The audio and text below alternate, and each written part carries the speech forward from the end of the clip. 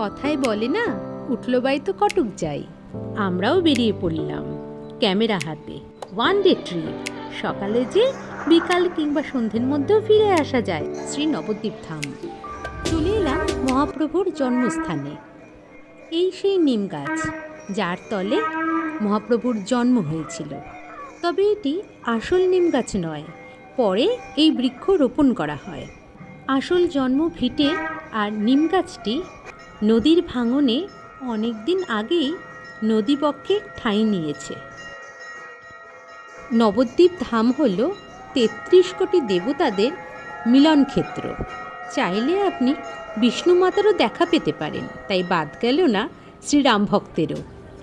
জন্মভিটের পেছনেই রয়েছে বড় ঘাট। এই ঘাট দিয়েই একসময় মহাপ্রভু সন্ন্যাস নিয়ে গৃহত্যাগ করেছিলেন। এক গ্রাম থেকে আরেক গ্রামে যেতে স্থানীয় লোকেরা এখনও জলপথে নৌকা দিয়েই পারাপার করে থাকেন। তাই গ্রাম বাংলার রূপ এখানে প্রতিটা মুহূর্তে উপভোগ করতে পারবেন। দূরে দেখা গেল মায়াপুরে ইস্কন মন্দির।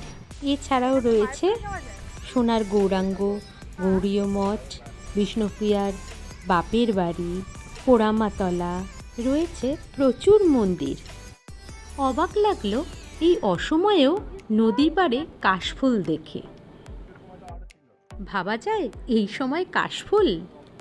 জানেন, খুব মনে হচ্ছিল এই নদী পাড়ের গ্রামের টিন দেওয়া মিঠু বাড়িগুলোতে একটি রাত অন্তত কাটিয়ে যাই। সব মিলিয়ে একদিনে ঘোরার জন্য একটা দারুণ জায়গা।